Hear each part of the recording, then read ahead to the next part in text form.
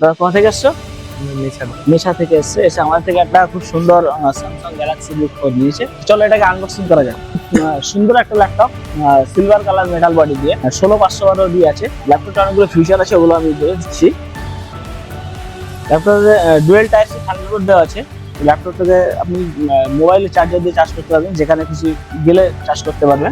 Fingerprint দেওয়া আছে। খুব সুন্দর একটা laptop, silver colour metal body দিয়ে। ল্যাপটপটা হাতে পেয়ে কেমন লাগছে আপনার? আমি দর্শকদের কিছু বলো। খুবই ভালো, আমরা অনেক দূর থেকে এসেছি, এখানে সার্ভিস খুবই ভালো।